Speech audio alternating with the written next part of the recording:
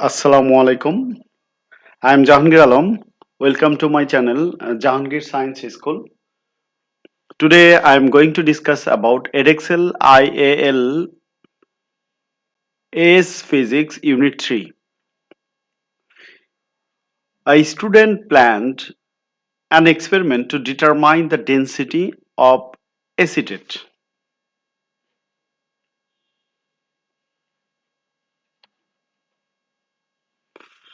She was given a pack of 50 acetate sheets and had access to standard laboratory apparatus.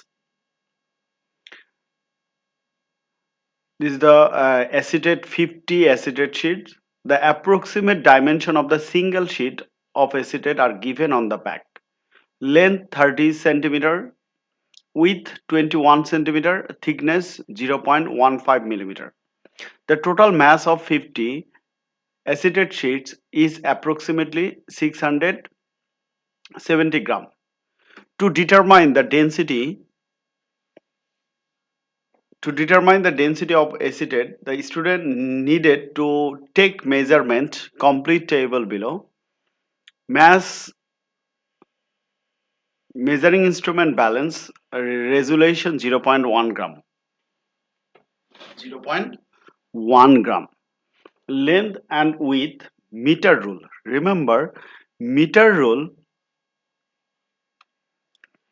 meter rule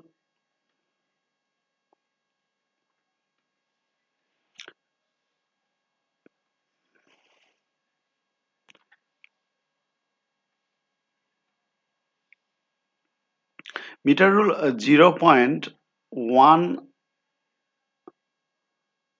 0.1 centimeter, and thickness vernier calipers 0.01 centimeter. So resolution of the vernier caliper 0.01 centimeter and meter rule 0.1 centimeter.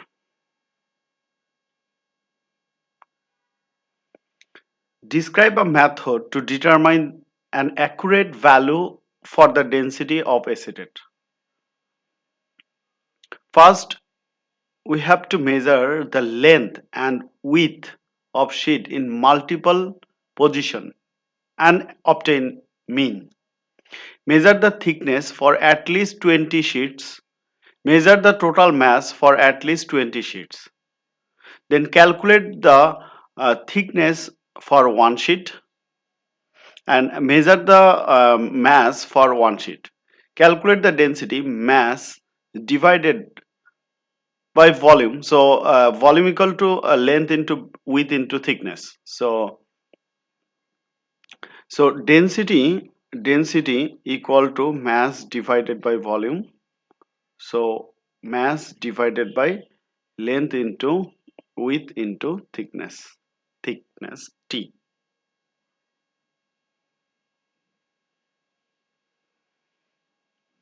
The student then followed the same method using thicker sheets of acetate. Explain why using thicker sheets of acetate would reduce the uncertainty in her value for density.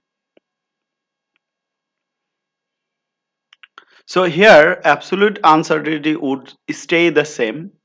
That means resolution of the measuring device is the same. So percentage uncertainty in thickness or mass would reduce because percentage uncertainty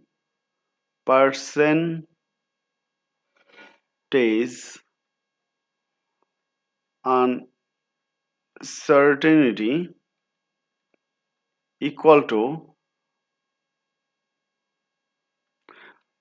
uncertainty of the instrument divided by measured value into 100%.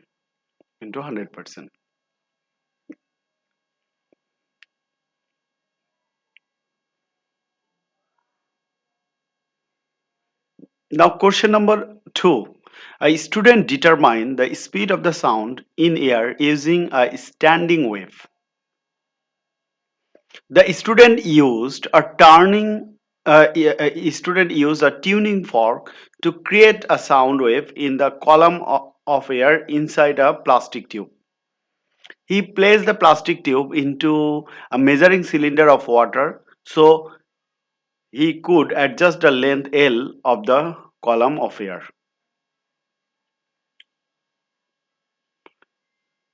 So this one is the tuning fork, and here it is plastic tube and measuring cylinder of water. The student adjusts length L until the loudest sound was heard, indicating that the standing wave had formed. He marked the water level on the plastic tube and measured L.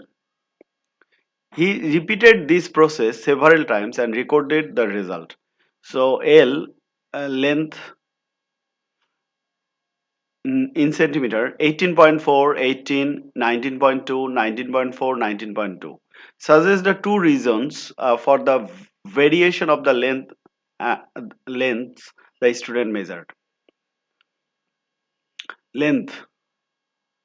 So difficult to identifying when the sound was loudest. So it is difficult to find out the position then for which length the sound is loudest. Tube not vertical when the water level was marked. So number one, difficult to identify when sound was loudest. Tube not vertical when the water level was marked. So this is the two reasons for the variation in the lengths the student measured. Calculate the mean value of L. Mean means average. So 18.4 plus 18 plus 19.2, 19.4 and 19.2. So sum of all data and divided by number of data, here 5 data. So mean length equal to 18.8 centimeter. So mean length equal to 18.8 centimeter. Calculate the percentage uncertainty.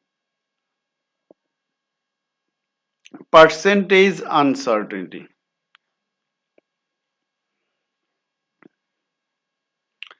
First, we have to find out the range of the data. Here maximum highest value 19.4 and lowest value 18. So range. So first we have to calculate the uncertainty. First we have to find out uncertainty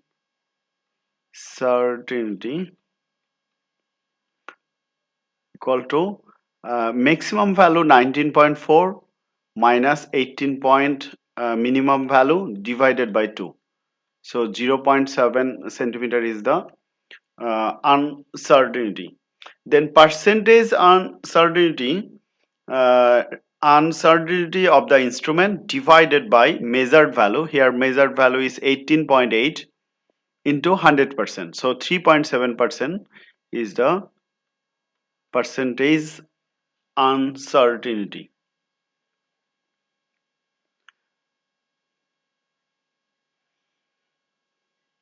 The frequency of the tuning fork was 440 Hz. The standing wave produced had a wavelength 4L. Calculate the speed of the sound in air. The first loud sound produced. So remember lambda by 4 equal to length of the tube. So lambda equals to 4L. Remember this is the way to find out the uh, length for first loudest sound. So we know V equal to F lambda. We know V equal to speed of the sound. V equal to F lambda. Here frequency is 440 hertz. So first we have to find out the lambda. Lambda equals to 4 into 0.188 meter, so 0.752 meter, and v equals to f lambda. Here f and lambda 0.752. So answer is 3 into 331 meter per second. So speed of the sound is 331 meter per second. Question number D.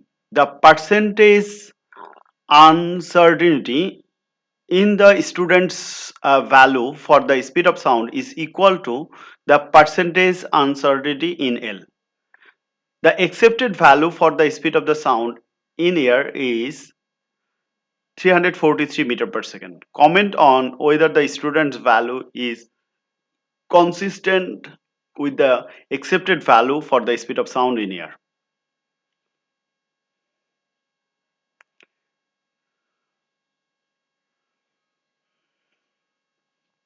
Here percentage uncertainty is 4%, equal to 4%. So value of the value calculated speed of the sound 331 meter per second. So maximum value 331 into 1.04, so 344 meter per second.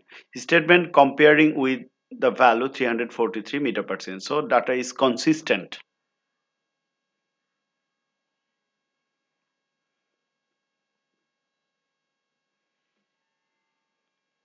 Now question number 3. A student determine the viscosity of a liquid. The student measured the force required to pull a small sphere upward through the liquid at a constant speed. The student measured the diameter of the sphere using a micrometer. State one precaution that should be taken before using micrometer. Check for zero error. So before taking reading on the micrometer, micrometer screw gauge, we have to check the zero error.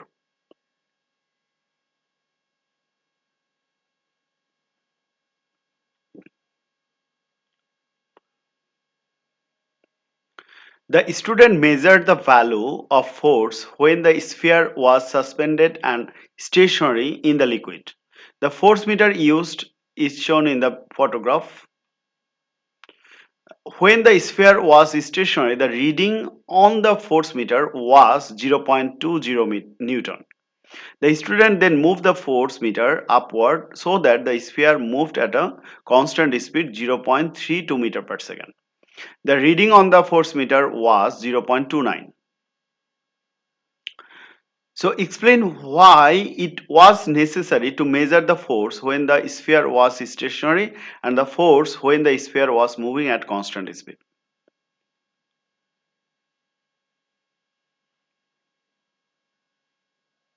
So when stationary, F1 equal to W minus U, W here weight of the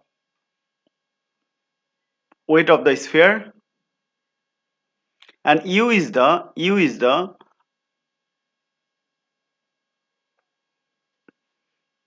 upward or upthrust force. When moving, then weight W and drag force minus upthrust force. Subtracting the two readings gives the value of the drag force. Calculate the viscosity. We know according to the Stokes theorem, F equal to 6 pi eta R V.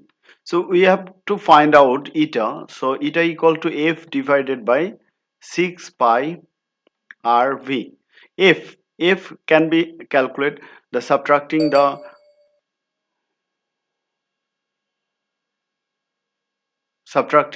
the reading of the Newton meter when it pulls upward at a constant velocity 0.29 Newton minus 0.20 when the the sphere is stationary inside the liquid, then 0.20 Newton. So drag force F equal to 0.09 Newton. So here 0.09 Newton divided by 6 pi, 6 into pi 3.14, and r is the radius of the sphere, 0.00895 meter, into speed 0.32 meter per second. So coefficient of viscosity is 1.67 Pascal second. Pascal second is the unit of coefficient of viscosity.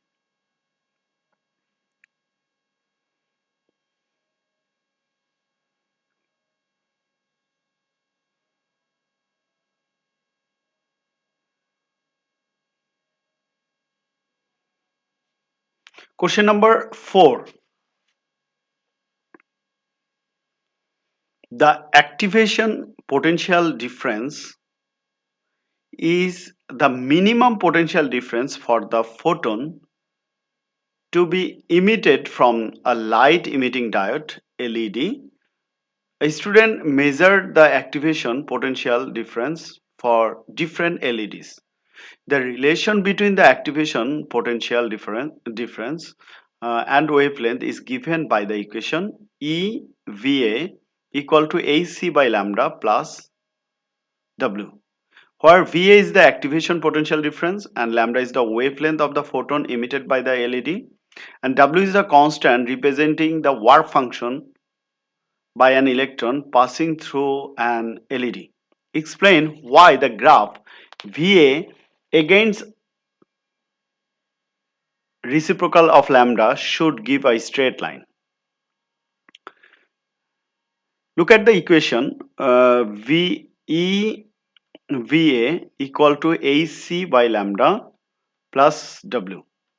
So we can divide both sides of the equation by E. E is the charge of the electron, and we can separate 1 by lambda and W divided by E. By comparing with Y equal to mx plus c,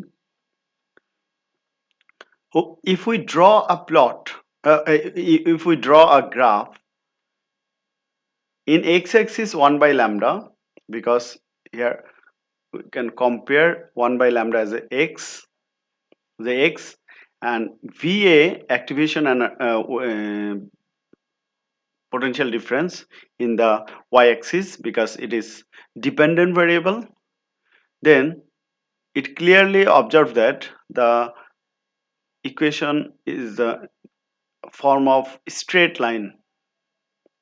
So we get a straight line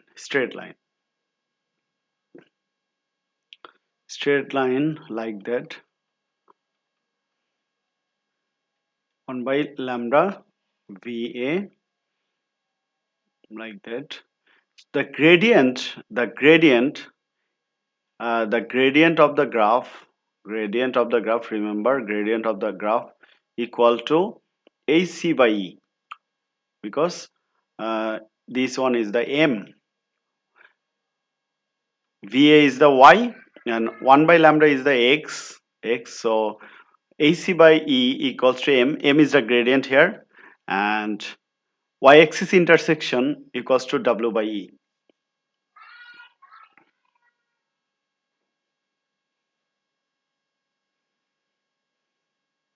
The student recorded his values of activation potential difference and manufactures a corresponding value of wavelength. This one. Complete the table with the corresponding value of 1 by lambda. So lambda 10 to the power minus 7 meter. So 1 by lambda we can calculate easily by using calculator.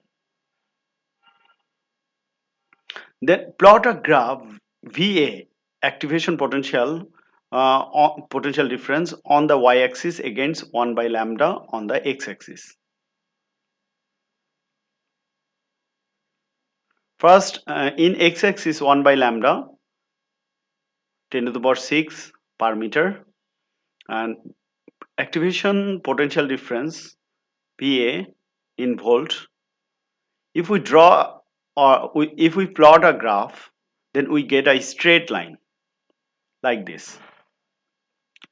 We can calculate easily the gradient, determine the value of Planck constant given by the student's data. Calculate the gradient using the triangle at least half their line of the best fit. Gradient equal to rise by run. That means change in y-axis. In y-axis there is activation potential difference. So here 1.8 and 2.55 minus 1.8 volt, and in x-axis 1 by lambda, so 2.10 minus 1.60 10 to the power 6 per meter. So gradient 1.25 10 to the power minus 6 voltmeter. Gradient equal to hc by E, so we can easily calculate h by, or Planck constant. We get the Planck constant here 6.67 10 to the power minus 34 joule second. But actual value of the Planck constant is 6.63 10 to the power minus, so 63 10 to the power minus 34 joule second. So percentage difference